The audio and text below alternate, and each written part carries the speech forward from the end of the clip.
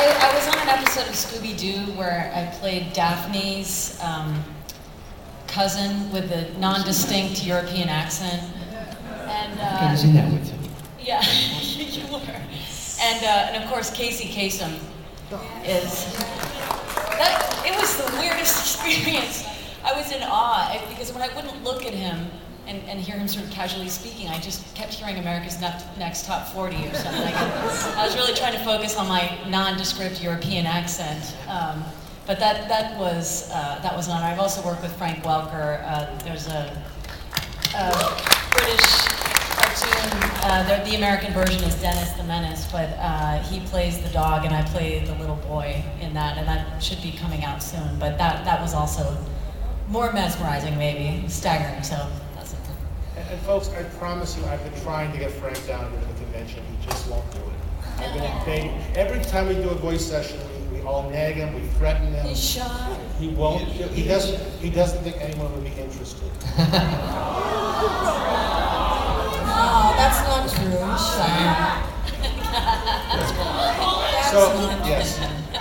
We'll put a message together for him, right? We'll video a message for him, right? That's what we should do. Well, there's a couple. When I started in radio when I was about 17 years old, and Don Messick and I'm from Santa Barbara, and Don Messick lived in Santa Barbara, and I got to go to his house in his home recording studio and record commercials with him, and I was like, I'm with Scooby-Doo, Papa Smurf, I'm with Boo Boo Bear, I'm with Mr. Ranger. I was insane.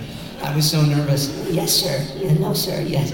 And that was fantastic. He was the nicest guy in the world, and he took me to lunch and told me some wonderful stories. And he told me this great story about how they brought him in. They were doing some Droopy cartoons, and they said, you know, we're going to play you this. This is the original Droopy. Do you think you can do this? He says, yeah, that's me. I think I can do it.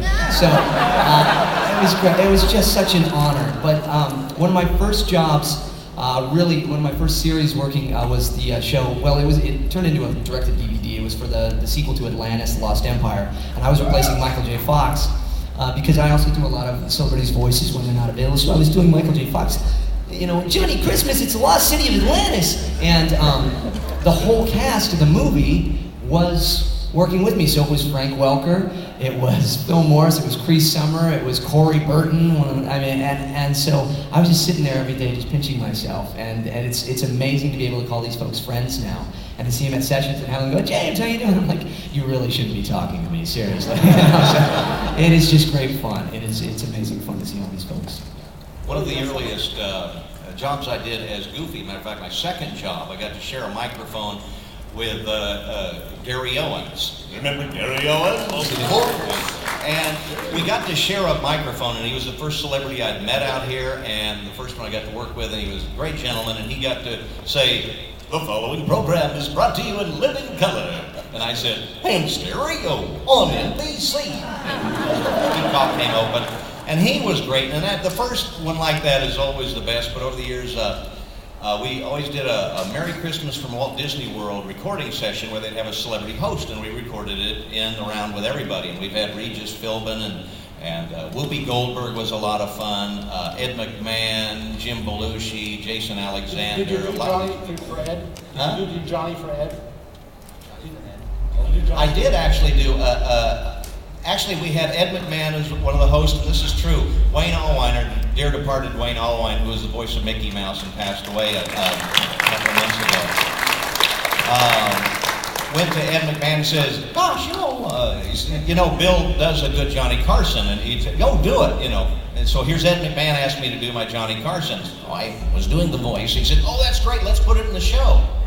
And, okay, so there's one line where Mickey and Ed McMahon are talking, and then I just come up as Johnny Carson and say, I did not know that. And Ed said, who the hell was that guy? And it made it in the show. So he was great too. He was Lorraine? He was Trump. Lorraine, who have you worked with that you were impressed with? Well, I've met a lot of famous people. And also, I grew up, and don't hate me, I grew up in Beverly Hills. So I grew up across the street from Groucho Marx, around the corner from Kirk Douglas. You could go Christmas shopping, you'd see Cary Grant and Fred Astaire. I went to the high school with children of movie stars, so if you went over and played at their house, you'd see their folks, and then my sister was an MC at the bitter end of New York. She was friends with Richard Pryor, who was my idol, and I met him when I was 14.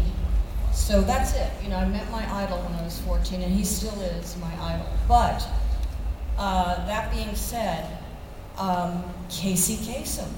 I did an episode of Scooby-Doo, and he was so much part of my, because I'm really into rock and roll. I mean, I get starstruck around musicians.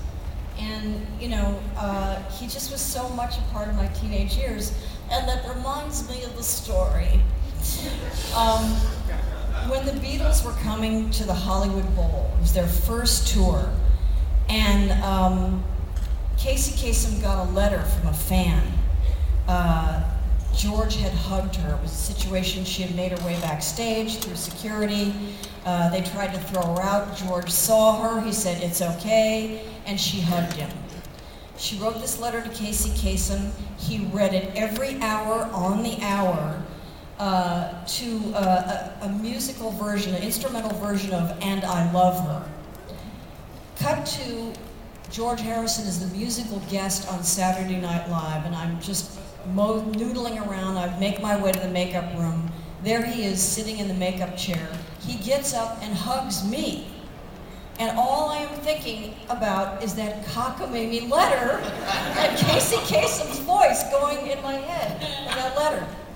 Then he backs out and he says, "Eric Idle says you give good head," which was, his way of breaking the ice. Because nothing like that ever happened, I swear. So embarrassed. France, who do you have? It is disconcerting. I worked on a few Scooby-Doos, and it's so weird to see Scooby and Shaggy. The two guys, Frank Welker and Casey Kasem, talking to each other, and I blew the line. I'm just looking at them like, that's just weird. And come on, Stu. And you're just looking at me drop. For me, a big one was Tim Conway, actually on the Garfield animation. And he's just so funny, off the cuff. He was one of my favorite comedians growing up, and to realize that this guy really is just crazy fun. Yeah, and he just, I don't know how old I am now. I'm playing, what am I playing, a frog now? I'm a frog. Okay, that's what it's become. Okay. That's what, he's just great. That was a big one for me. There's so many, but that was a Tim Conway is now touring the country doing a show, and his partner is Chuck McCann. And they're working with a brilliant impressionist whose act I wrote named Louise Duarte. And how many cities have you guys done? We just closed Caesar's Palace in Ontario, and we were also at the Falls View in New York. We've done about 2 cities in the last week. Chuck has worked with I can't think we can name a person that Chuck has not worked with. A comedy legend in this. This is a man who knew Stan Laurel.